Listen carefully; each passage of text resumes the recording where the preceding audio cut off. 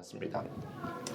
지난주에 제가 신방에 있어서 차를 타고 지나가다가 차에 이제 기름이 다 떨어졌습니다. 주유를 해야 돼서 주유소에 들렸는데 그때까지만 해도 전쟁이 막 시작될 때여서 기름값을 보니까 다양했는데 제가 제일 싼 데 방문해서 1,500원 초반대의 기름을 가득 채웠습니다. 그리고 나서 제가 이렇게 나오면서 이제 뉴스를 들었는데 뉴스에서 이런 얘기가 나오는 거예요. 지금 기름값이 올라가고 있습니다. 1,700원을 이제 돌파할 것 같습니다. 이런 내용이 나오는 겁니다. 실제로 지나가다 보니까 막 1,700원짜리, 1,800원짜리 주유소들이 있고요. 어떤 주유소에는 이런 현수막이 붙어 있는 거예요. 유류 반입에 어려움이 있으니 꼭 필요한 만큼만 주유해 주세요 라고 현수막을 붙인 것들을 봤습니다. 이 이란과 미국의 전쟁이 심각하구나 이런 생각을 하고 제가 말씀을 적었는데 제가 주중에 계속 말씀을 계속 적고 있거든요. 근데 제가 어제 말씀을 다시 한번 정리하면서 국제 유가와 전체적인 내용을 보니까요. 지금 서울 평균 전 경유를 듣는데 경유 가격이 1,900원을 돌파했고 2,000원 넘는 곳이 엄청나게 많다라는 뉴스를 봤습니다. 일주일 사이에요. 기름이 500원이 올랐어요. 제가 1,500원에 주유를 했는데 지금 2,000원이 됐다라는 것을 보게 됐습니다. 지금 전 세계가요. 이란과 미국의 전쟁으로 휘청거리고 있습니다.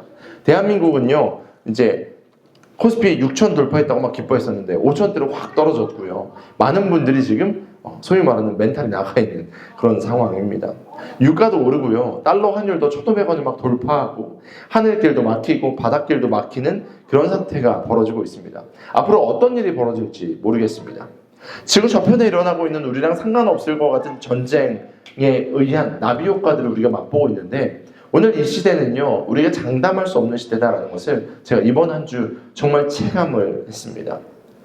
중동에서 선교하시는 분들에게 이메일이 왔어요. 어떤 이야기가 왔냐면 거기는 이란 지역은 아니에요. 근데 중동에 있는 지역인데 폭격이 자기네 지역에는 직접적으로 있지는 않는데 이제 미사일이 왔다 갔다 하다 보니까 요격된 잔해들이 본인 동네에도 떨어졌대요. 그래서 실제로 많은 분들이 두려워하고 있고 여러 가지 집기들이 파손된 주변에 있는 마을 사람들을 보게 되었다. 기도가 필요하다라는 이메일을 받게 되었습니다. 저는요 이 사태를 통해서 온 세계와 열방의 주인 되신 주님께서 이 사태 가운데 하나님의 뜻을 보이시기를 소망합니다. 그리고 그 빛으로 어둠을 비추셔서 이 모든 상황이 더 나아지기를 소망합니다. 근데 이게 간단하게 선교 현장에 있는 분이나 목회자의 기도 제목이 아니고요. 우리 모든 열방에 있는 크리스천들의 기도 제목이 되기를 소망합니다. 그리고 저는 이 사태가 빠르게 마무리되면서 특별히 하나님의 정의와 공의가 중동 땅 가운데 온 세계 가운데 일어나기를 소망합니다. 근데 여러분 이 전쟁의 위기 가운데 그리고 이 어려운 상황 가운데 여러분들은 어떤 생각이 드십니까? 지금 뉴스에서도 여러분의 메신저에도 아니면 삶에서 여러분이 주식하는 거나 아니면 제가 예를 들었던 기름을 넣을 때나 여러 가지 상황들 우리 가운데 막 경험되고 있는데 여러분들은 이런 문제를 맞닥뜨렸을 때 어떤 생각이 드십니까? 저는 말씀을 정리하면서 이런 생각이 들었습니다. 와, 우리는 정말 연약하구나. 비단 전쟁뿐만 아니고 우리의 인생을 흔드는 수많은 이야기들이 있습니다. 그때마다 느끼는 겁니다. 나는 참 연약하구나. 저의 인생에도 저를 흔드는 수많은 이야기들이 있습니다. 그때마다 난 정말 연약하구나 라는 생각을 합니다. 우리는요 정말 작은 한마디 말이나 작은 일 하나에 요동칩니다. 근데 사실 가만히 보면요 그 일은 별로 큰 일이 아니에요. 정말 작은 것 하나에도 흔들흔들 하는 것이 우리라는 사실을 발견할 때 정말 우리는 한숨을 짓게 됩니다. 심지어는 커다란 일, 지금 우리 전쟁 같은 우리가 손쓸 수 없는 불가항력적인 일들이 우리의 삶 가운데 벌어지면요 그때는 정말 나는 우주의 먼지 같은 존재구나 라는 것을 생각하게 됩니다. 특히나 흔들리는 세상 속에서 내가 어찌할 수 없을 때 나도 이리저리 흔들릴 때 우리는 그런 생각을 더 깊이 하게 됩니다. 그래서일까요? 오늘 제가 읽은 이 말씀 우리가 함께 살펴본 이 말씀에 사도 바울이 우리를 질그릇이라고 표현하는데 그 질그릇이라는 표현이요 너무나도 옳다라는 생각이 듭니다. 맞아, 우리는 질그릇이다. 시장 바닥에 흔하게 굴러다니는 막 사발 같은 거예요. 그냥 흙으로 대충 만든 그런 사발 그릇입니다. 살짝만 부딪혀도 금이 가고요. 심지어는 쉽게 깨지는 그런 그릇. 만약이라도 떨어뜨리면 완전 산산조각 나는 게 저와 여러분의 모습이 아닌가라는 생각을 하게 됩니다. 취약한 존재. 아무것도 할 수 없는 그런 모습들. 작은 고통에도 아파하는데 그 고통으로 말미암아 살려달라고 소리치는 우리의 모습. 여러분이 잘 아시는 박완서 소설가는요. 박완서는 이런 이야기를 했습니다. 자신이 쓴 한 말씀만 하옵소서라는 산문집에서 자식을 잃은 슬픔을 이렇게 기록을 했어요. 하나님은 고통을 면제해 주시는 분이 아니라 고통 속에 함께 계시는 분이었다. 나의 고통은 극복되지 않았다. 그 대신 고통과 더불어 살 수 있게 되었다. 하면서 자신의 마음의 고통들을 이 산문집에 쭉 기록한 내용들이 있습니다. 그러면서 제가 기억에 남는 글이 있어서 하나 갖고 왔는데 이겁니다. 희망이 없을 때에는 평화도 없다라는 것이 무서운 일이다. 그러니까 아들을 잃고 나니까 자신이 갖고 있는 희망이 없으니까 분명히 상황적으로는 평화로운데 희망이 없는 자신은 평화를 누릴 수 없다라는 그런 글을 보게 되었습니다. 어쩌면 우리가 살고 있는 이 시대의 모습이 그런지 모르겠습니다. 희망이 사라진 시대, 평화조차도 사치가 되어버린 시대에 저와 여러분이 살아가고 있습니다. 그래서 오늘은요, 제가 여러분과 함께 이 어지러운 세상 속에서 우리가 언쉐이큰이라는 이야기를 하는데 무엇을 바라보고 흔들리지 말아야 되는지, 오늘은 특별히 우리가 반드시 붙잡아야 되는 소망이라는 주제로 함께 말씀을 나누고 싶습니다. 오늘 이 세대는요, 소망을 잃어버린 세대인데 우리가 소망을 잡고 나가야 되는데, 그렇다면 우리의 소망은 무엇일까? 함께 말씀을 통해서 은혜를 나누기를 소망합니다. 오늘 본문 말씀 7절에 사도 바울이 이렇게 이야기합니다. 우리 같이 한번 읽어볼까요? 함께 읽습니다. 시작. 우리는 이 보물을 질그릇에 간직하고 있습니다. 이 엄청난 능력은 하나님에게서 나는 것이지 우리에게서 나는 것이 아닙니다. 아멘.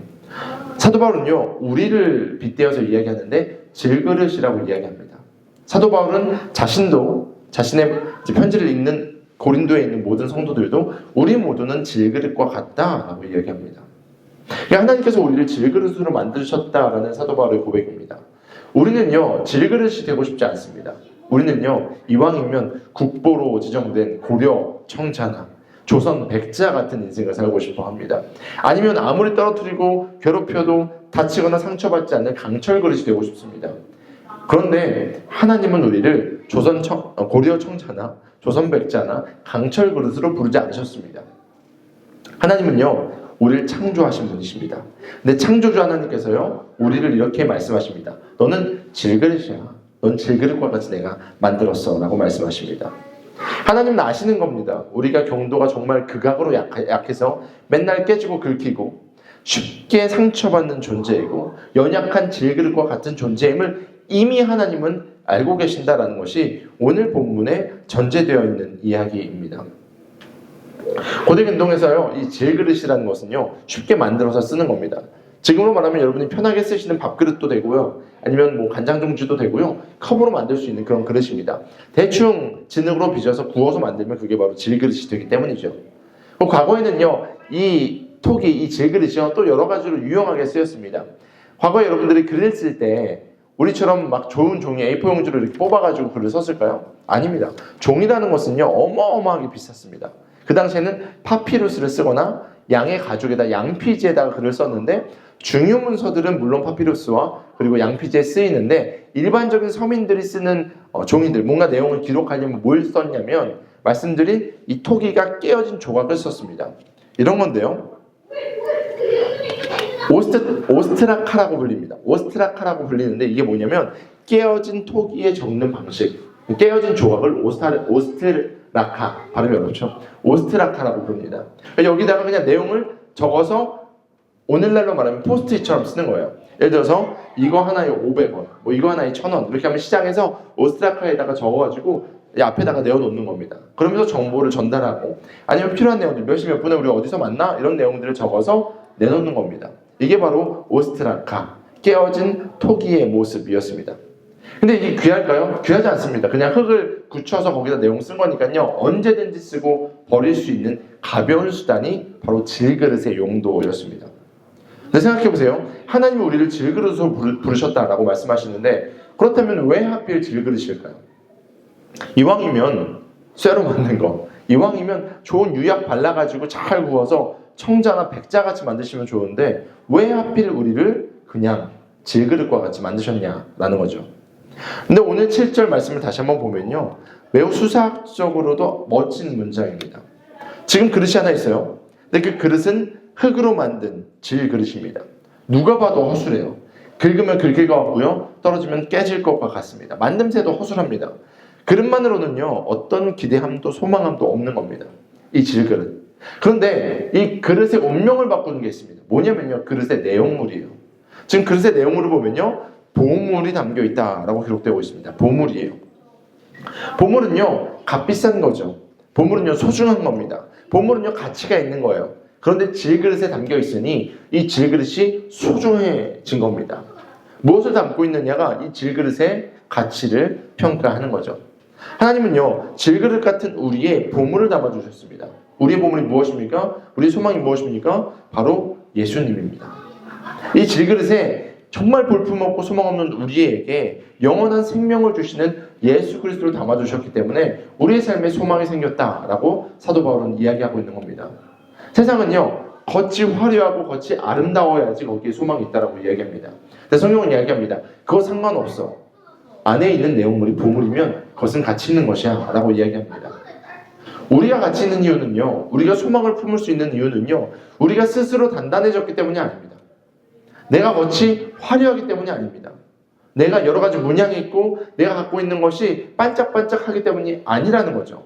성경은 말합니다. 우리가 가치 있는 이유는 내가 쇠그릇이나 청자나 백자가 아니라 온 우주 만물을 창조하신 그 주님께서 우리 가운데 가장 좋은 선물로 주신 보물이 담겨있기 때문이다 라고 성경은 말하고 있습니다.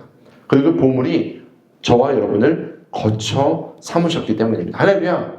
옆에 있는 분들에게 이렇게 인사했으면 좋겠습니다. 당신은 보물을 품고 있습니다. 이게 놀라운 거예요. 우리가 소망할 수 있는 게 뭐가 있겠습니까? 여러분, 여러분의 삶에 여러분의 무엇이 소망이 됩니까? 아니요. 소망이 되지 못합니다. 우리는 그것을 너무 처절하게 경험하고 있습니다. 근데 하나님께서 말씀하십니다.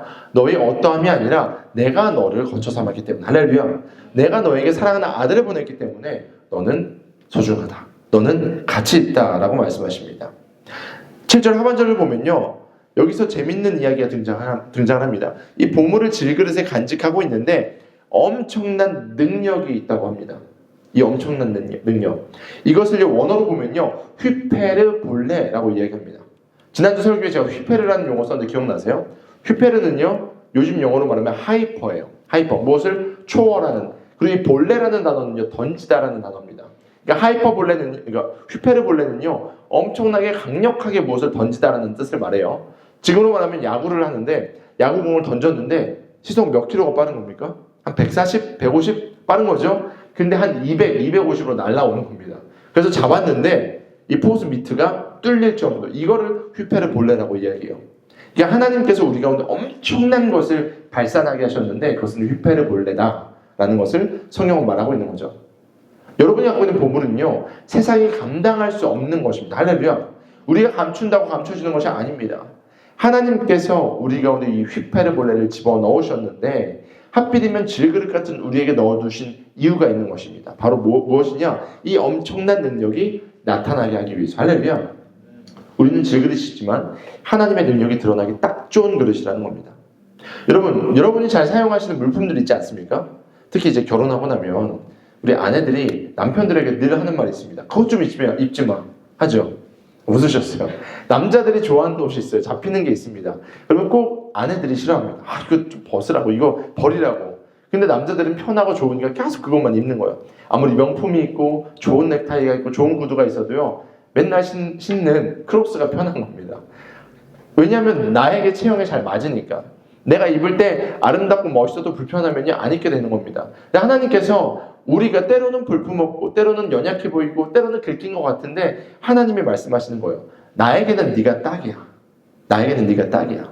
내 영광을 드러내기 위해서 이 휘페르볼레 하기 위해서는 너가 딱이야. 하나님께서 말씀하시는 겁니다. 즉 하나님께서 우리 가운데 보배를 집어넣으신 이유는요, 하나님의 영광이 가장 선명하게 드러나기 때문입니다. 만약에 하나님의 그 아름다운 보배를 금그릇이나 은그릇이나 아주 멋있는 방탄, 티타늄으로 만든 그릇에 집어넣었다고 하면요, 세상은 이렇게 말할 겁니다. 그 그릇 안에 있는 보물이 뛰어나서가 아니라 그릇 자체가 반짝반짝해서네. 그릇이 잘하고 있네 라고 이야기할 수 있어요. 그래서 하나님은요, 자신의 영광을 드러내시기 위해서 세상이 오해하지 않도록, 아니면 세상이 오용하지 않도록 잘난 것들, 멋있는 것들을 만드셔서 사용하신 것이 아니고요, 하나님에게 맞는 것들을 사용하셨다는 것을 알 수 있습니다.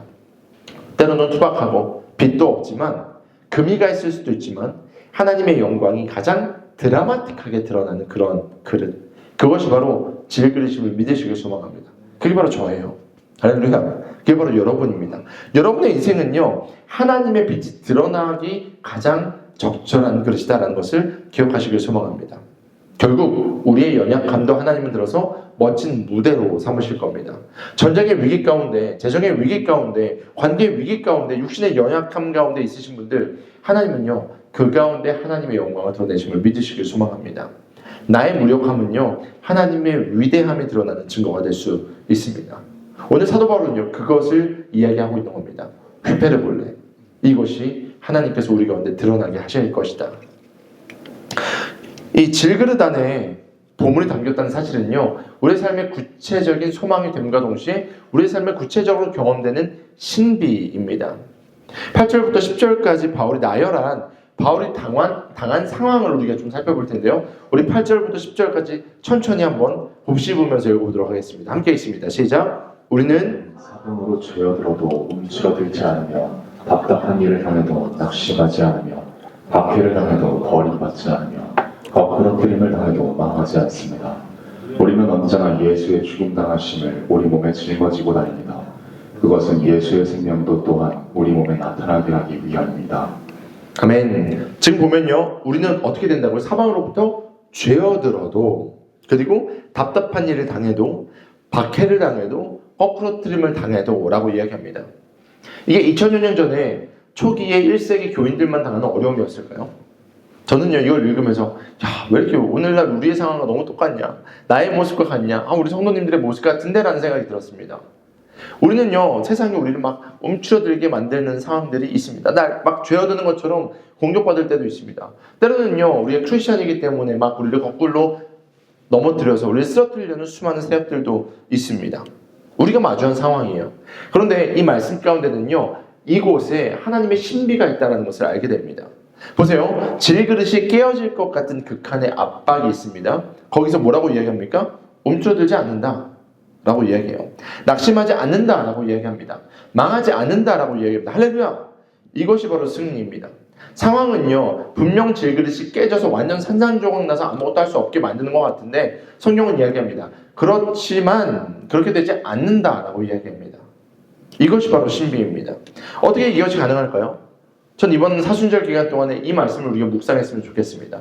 여러분이 당하고 여러분이 처한 이 상황 가운데, 전 세계가 처한 이 전쟁의 상황 가운데 우리가 어떤 자세를 가져야 될까? 바로 이 하나님의 신비를 사모했으면 좋겠는데, 우리 10절만 다시 한번 읽어봅시다. 10절 다시 한번 읽습니다. 시작. 우리는 언제나 예수의 죽임당하심을 우리 몸에 짊어지고 다닙니다. 그것은 예수의 생명도 또한 우리 몸에 나타나게 하기 위함입니다. 아멘. 이겁니다. 우리가 처한 삶의 상황과 환경은 똑같습니다. 변하지 않습니다. 이게 국제적인 상황은 더 그렇고요. 전 세계적으로 보면 정말 그런 아픔들도 많고요. 자세히 보면 우리를 막 다치고 아프게 할 만한 수많은 이야기들이 분명하게 있습니다. 그런데 우리가 흔들리지 않는 이유는 소망이 있기 때문인데, 어떤 소망이요? 질그릇이 좀 깨어져도, 질그릇이 좀 상처받아도 분명히 그 안에 보물이 있고, 할렐루야, 이 보물이 드러나기 때문이다라는 소망입니다. 박완서 작가가 고백한 것처럼 분명히 고통이 있지만 하나님이 고통을 삭제해 주시기를 원했지만 그게 아니라 고통 가운데 하나님이 계시기 때문에 자신의 고통을 받아들였다라고 얘기한 것처럼, 여러분의 아픔과 어려움 가운데 하나님이 함께 하시기 때문에, 할렐루야, 이것이 우리의 소망임을 믿으시길 소망합니다. 하나님의 영광, 하나님의 능력은요, 우리의 문제보다 훨씬 크십니다. 하나님은요, 우리의 모든 것을 잠잠하게 만드시고 넘어서게 만드시는 분이십니다. 우리가 집중할 것은요, 그 문제가 아니고요, 문제보다 크신 하나님입니다. 우리가 세상의 풍파에 부딪히고 금이 가면요, 역설적으로 그 틈 사이로 하나님의 생명이 드러나는 겁니다. 우리의 연약함이요, 우리의 어려움이요, 이 흔들리는 이 세상 가운데 우리의 서 있는 그 모습 자체 속에서 생명의 빛이 흘러나온다. 성경 말하고 있습니다. 사도 바울은 고백하고 있습니다. 내가 버텨서, 내가 강해서, 내가 잘나서가 아니고요, 내 안에 보배 되신 주님이 나를 붙잡고 계시기 때문에, 내 안에 보배 되신 주님이 드러나시기 때문에 우리 가운데 소망이 있는 겁니다. 이것을 믿으시길 소망합니다. 그래서 믿으시길 소망합니다. 바로 그 하나님이 여러분과 함께 하십니다. 여러분 삶 가운데 주인 되십니다. 예수님의 빛이 너무너무 강렬하니까요. 세상의 어둠은요. 우리를 삼키려고 하다가 다시 빛 가운데 드러나서 사라지게 될 줄 믿습니다. 이게 바로 기독교의 역설의 신비입니다. 세상은 좌절합니다. 이런 이야기 하죠. 이번 이란 사태 터지고 나서 한강 수원 체크하러 간 사람들 많다 그래요. 이게 세상의 이야기들입니다. 이게 오늘날 우리의 현실입니다. 근데 우리는 이야기하죠. 고난 중에 우리는 기뻐해. 성도의 노래에서 우리 같이 고백했죠. 우리는 무명한 자들 같은데 우리는 유명해져. 우리는 죽음의 위기 속에서도 참된 평안이 있어. 이게 바로 우리의 신비입니다.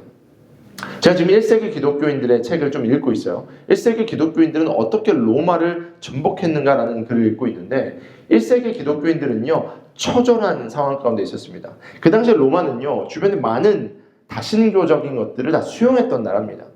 다른 신들을 믿으면요 다 허용했어요. 그런데 유독 괴롭히고 힘들게 했던 것들이 있는데 바로 기독교인이었습니다.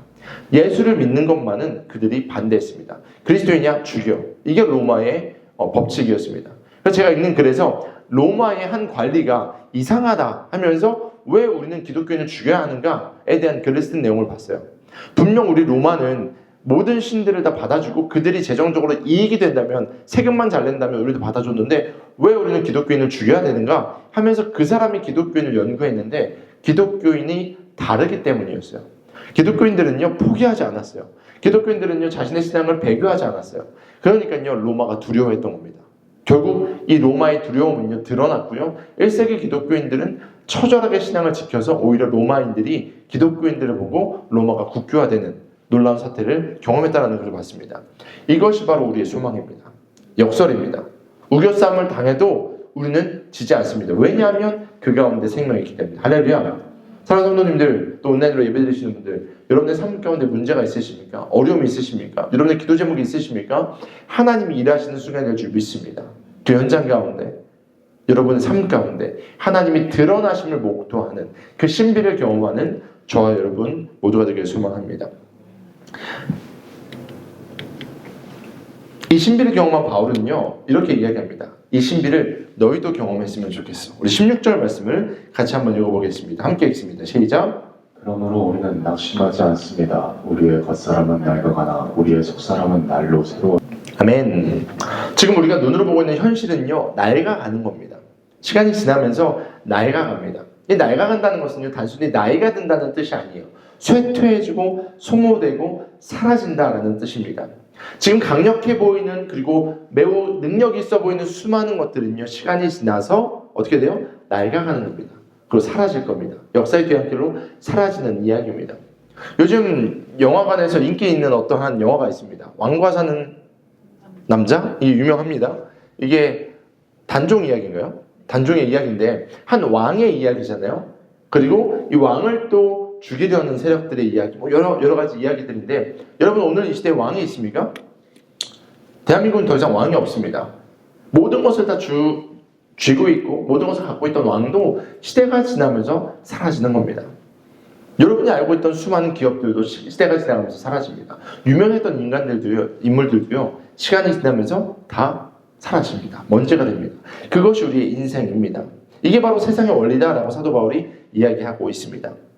당장 우리는요 우리의 눈앞에 있는 문제들을 태산과 같이 바라봅니다. 그리고 저거 해결 못하면 나 죽을 것 같은데 라는 생각을 사단은 집어넣습니다. 전쟁이라는 것은요 끝나지 않을 것 같습니다. 그리고 내 육체의 연약함은 또 드러날 것 같습니다. 불안한 미래, 올라가는 물가는요 사정없이 우리를 집어삼킬 것처럼 다가옵니다. 그래서 우리는요 이 환경에 주목하다 보면 낙심하게 됩니다. 이 환경만을 바라보면요 주저앉게 됩니다. 이것이 영적인 원리예요. 하지만 사도 바울은 여기에서 놀라운 신앙의 정의를 내리는데 뭐라고 이야기하냐면 낙심하지 않는다라고 이야기합니다. 낙심하지 않는다. 그리고 우리가 겪는 이 태산 같은 이야기들은 이 다음 절에 뭐라고 이야기하냐면 일시적인 가벼운 고난이다라고 이야기합니다. 사도 바울이요 복음을 전하면서 얼마나 많은 어려움을 겪었습니까? 죽을 뻔한 적도 많이 있습니다. 근데 사도 바울은 이렇게 이야기합니다. 가벼운 고난이야. 일시적인 거야. 영원한 것과 비교하면 이건 아무것도 아니야 라고 분명하게 이야기합니다. 여러분 이 말씀이 위로가 됩니까? 위로가 돼요? 저는 위로가 잘 안 됐어요. 아니 그래 알겠는데 우리가 처한 문제가 과연 가벼운 고난인가? 라는 생각을 했을 때 지금 당장 내가 처한 어려움이 가벼운 문제인가? 무거운 문제거든요. 우리 삶을 흔들 만한 이야기거든요. 근데 성경이 지금 이것을 가볍다고 한 이유가 있습니다. 고난 자체가 무겁지 않기 때문이 아니에요. 고난은요, 우리 가운데 태산 같아 보입니다. 그런데 성경이 우리에게 이것이 가볍다고 말한 이유는요, 이 고난의 문제를 해결하시고, 할렐루야, 이 고난을 뚫어주시고 우리를 살리시는 그분이 고난보다 훨씬 크시기 때문입니다. 비교급이에요. 우리는요, 절대값으로 지금 이거 보면 너무 크다고 보는데요, 하나님의 입장에서 보면 아무것도 아니게 된다는 것이죠. 시선을 바꿔주는 겁니다. 우리가 소망을 가질 수 있는 이유는요, 우리의 수준에서 우리가 갖고 있는 현상과 환경에서 바라보기 때문인데, 성경은 이야기합니다. 그게 아니라 하나님이 말씀하시는 그 시선을 가져야 돼. 사도 바울은 그것을 이야기하는 겁니다. 영혼에 비하면 이거는 잠깐인 거야. 낡아가는 것 같지? 근데 우리 속사람은 새로워지기 때문이야 라고 성경은 말하고 있습니다. 고난을 압도하시는 하나님의 큰 영광, 고난보다 더 크신 하나님의 아름다움이 우리 삶 가운데 있기 때문입니다. 우리 18절 같이 읽어보도록 하겠습니다. 함께 읽습니다. 시작. 우리는 보이는 것을 바라는 것이 아니라 보이지 않는 것을 바라봅니다. 보이는 것은 잠깐이지만 보이지 않는 것은 영원하기 때문입니다. 우리는 자꾸 이런 습관이 있습니다. 그릇의 재질을 보는 거예요. 두들겨 보고요, 긁어보고요, 빛을 봅니다. 그러면서 와, 이거는 금그릇이다. 와, 저 사람은 은그릇이네. 와, 저 사람은 백자 같아. 청자 같아. 우리는 그렇게 바라봅니다. 재질을 자꾸 바라봅니다. 정작 그 안에 있는 보물을 보지 못하고요, 우리는 자꾸 겉에 있는 것을 바라보게 됩니다. 사단은요, 그렇게 우리를 보암직하고 먹음직하고 그리고 지혜롭게 할 만큼 탐스러워 보이는 것에 집중하게 만듭니다. 근데 하나님은 생명에 집중하기를 원하십니다. 우리는요, 오늘날 이 시대에도 계속 사단의 거짓말을 아담처럼, 하와처럼, 아니면 바벨탑을 쌓은 그 사람들처럼 동일하게 듣고 있습니다. 문제도 마찬가지입니다. 당장 내가 직면한 사건과 사고와 환경이 나를 죽일 것처럼 보이도록 만듭니다. 왜냐하면 그것에 집중하도록 사단이 우리를 속이기 때문입니다. 그래서 공포로 말미암아서 때때로는요, 높이 올라가다가 추락해버리는 수많은 사람들을 보게 됩니다. 하지만 기억하세요. 여러분, 바다 위를 걸으셨던 예수님을 바라본 베드로는요, 바다를 걸었습니다. 할렐루야. 그는요, 예수님께서 바다 위를 걸어 오실 때 예수님께 집중했더니 인류 최초로 바다 위를 걸은 그런 존재가 되었습니다. 근데 베드로는요, 예수님을 바라보다가 다시 폭풍을 보고요, 바다를 보니까요, 어떻게 됐습니까? 바다에 잠기게 되었습니다. 무엇이 다릅니까? 어디에 시선을 두느냐가 승패를 좌우한다라는 것입니다. 사랑하는 여러분, 하나님의 말씀에 집중하시길 소망합니다. 하나님의 뜻을 바라보시길 소망합니다. 우리의 눈이요, 자꾸 폭풍을 바라보고요, 자꾸 바다를 보면요, 가라앉게 되어 있어요. 이게 영적인 원리입니다. 사단은 그래서 우리의 시선을 빼앗아 가려고 합니다. 집중하지 못하게 하는 거예요. 지금 흔들리는 세상을 바라보게 만듭니다. 내 성경은 말합니다. 그 세상을 만드신 분이 누구시냐? 그 세상을 이끄시는 분이 누구시냐? 우리가 바라보기 원하는 것은요, 하나님이 우리 가운데 원하시는 것은요, 창조주 하나님을 바라보는 것입니다. 우리 안에 있는 부하 되신 예수님을 바라보는 것입니다. 그때에 하나님께서는요, 우리를 바다 위로 걷게 하십니다. 우리에게 중요한 것은요, 환경을 바라보는 것이 아니고요, 바로 그 하나님의 시선과 우리의 시선이 동기화라 그러죠. 같아지는 겁니다. 지금 보이는 것들은 잠깐입니다. 결국 지나갑니다. 유가 1,900원도 2,000원도 지나갈 겁니다. 우리 찬양 운영하시는 분들, 유가의 고공행진도 사라질 겁니다. 언젠가는 이 전쟁도 끝날 겁니다. 여러분의 문제들도요, 한 달 지나면, 1년 지나면요, 추억이 될 겁니다. 지금 여러분의 감정적인 어려움이요, 시간이 지나면 옛날의 좋은 추억으로 남을 겁니다. 문제들도요, 시간이 지나면요, 문제였던 것도 기억 못하게 될 것입니다. 그런데 우리가 집중할 것은요, 우리 안에 예수 그리스도, 그 보물입니다. 그 보물. 약속하시는 하나님의 나라, 영원한 하나님 나라에 집중하면요, 지금 잠깐은요, 아무것도 아니구나라는 것을 생각하게 됩니다. 믿음의 많은 선진들이 순교할 수 있었고, 믿음의 많은 선진들이 믿음으로 도전할 수 있었던 이유는요, 그들이 우리와 달랐기 때문이 아닙니다. 그들은요, 성경에 말하기를 우리와 성정이 똑같았다라고 이야기합니다. 그들도 질그릇이었어요. 근데 그들이 집중한 것은요, 환경이 아니라 그들 안에 있는 보물이었습니다. 세상이 감히 감당하지 못하는 보물. 그래서 제가 아까 말씀드린 것처럼 로마라는 제국이 기독교를 두려워했다고요. 다른 여타 종교들과 다른 저들이 두려우니까 그냥 죽여버리자라고 이야기했는데 그게 안 되었던 나라가 로마였습니다. 오늘 이 시대의 우리의 모습은 어떻습니까? 우리의 질그릇이 부끄럽습니까? 우리의 질그릇이 저주스럽습니까? 아니요. 우리의 질그릇은 과거와 똑같았습니다. 그리고 우리 안에 있는 생명도 동일합니다. 우리는 무엇에 시선을 둬야 될까요? 우리는 어떻게 움직여야 될까요? 성경은 말합니다. 영원한 하나님 나라의 가치를 두고 살아야 한다. 이것이 바로 너희가 흔들리지 않는 비법이다. 말씀을 정리합니다. 사랑하는 비욘드 가족 여러분, 맞습니다. 저도 질그릇이고요. 여러분도 질그릇입니다. 우리는 참 약한 존재예요. 작은 것에 긁힙니다. 때로는요, 막사발처럼 그냥 깨져서 아무데나 사용되는 것처럼 느낄 수도 있습니다. 누군가의 말 한마디로 천국과 지옥을 오가는 게 우리의 모습입니다. 뉴스 속의 이야기에 평정심도 잃고요. 숫자 하나에 생사고락을 왔다 갔다 하는 것이 우리의 현실입니다. 하지만 하나님은 우리에게 말씀하십니다. 내가 너와 함께 있어야겠다. 내가 너에게 보물을 넣어뒀다. 네 안에 있는 보물을 발견해라 라고 말씀하십니다. 그리고 그분은 말씀만 하지 않으시고요. 고통 너머에서 그냥 우리 가운데 그렇게 살아 라고 이야기하지 않으시고요. 우리와 함께 하시는 분이십니다. 세상은 소망이 없다고 하죠. 세상은 희망이 없다고 하죠. 그때 우리는요, 우리 안에 있는 생명을 보여주는 겁니다. 우리에게 소망이 있어. 우리에게 희망이 있어. 하나님 우리와 함께 하시기 때문이야. 너의 인생 포기하지 마. 왜냐하면 너를 하나님께서 사랑하시기 때문이야. 너 때문에 하나밖에 없는 아들을 이 땅에 보내셨어. 우리는 이야기를 할 수 있는 사람입니다. 하나님은요, 우리에게 고통 너머를 볼 수 있는 눈을 주셨습니다. 이것이 우리의 무기가 되길 소망합니다. 여러분, 부딪히고 금가두에 절망하지 마시기 바랍니다. 문제를 바라보는 것이 아니라 여러분의 깨진 그 틈으로, 여러분의 금간 그 틈으로 드러나는 하나님을 바라보시길 소망합니다. 하나님은요, 여러분의 인생의 주인 되길 원하시고요, 여러분을 통해서 영광 받으시길 원합니다. 그 영화로운 하나님의 자녀의 삶을 우리가 살기를 원하십니다. 문제가 있다면요, 어려움이 있다면요, 이렇게 기도했으면 좋겠습니다. 우리 함께 기도할 텐데요. 하나님, 이제 하나님이 일하실 시간입니다. 하나님, 선명하게 일하여 주시옵소서. 내 인생이 하나님이 드러나는 무대가 되고 싶습니다. 여러분, 가치라는 것은요, 여러분의 어떠함에 달려있지 않습니다. 질그릇, 다 질그릇입니다. 근데 그 안에 예수 그리스도께서 계십니다. 보이는 잠깐의 어둠에 속지 마시기 바랍니다. 보이지 않는 영원한 빛을 붙드시길 소망합니다. 이번 한 주도 우리의 그 깨어지고 금간 틈으로 드러나시는 그 예수님, 그 예수님의 밝은 빛이 여러분을 비추시고 여러분 주변을 비추시고 수많은 사람들에게 소망이 되시며 믿으시며 그렇게 믿음으로 한 주간 사시기를 소망합니다. 우리 함께 기도했으면 좋겠는데요. 이렇게 기도합시다. 여러분의 아픔이나 여러분의 상처가 있습니까? 여러분의 고민이 있습니까? 고통이 있습니까? 하나님 앞에 고백합시다. 그러면서 이렇게 고백했으면 좋겠습니다. 근데 하나님, 이제 하나님이 일하실 시간이에요.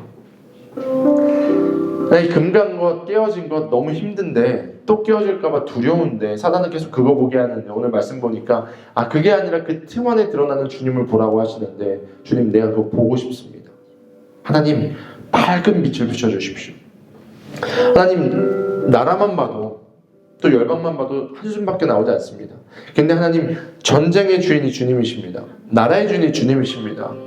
하나님, 정치, 경제, 문화, 사회, 국방, 가정 모든 분야 가운데 깨어지고 금간 것들, 그 틈으로 예수 그리스도의 소망이 흘러나옴을 목도하게 하옵소서. 우리 들은 말씀을 기억하면서 우리 한 목소리로 기도했으면 좋겠습니다. 기도합시다.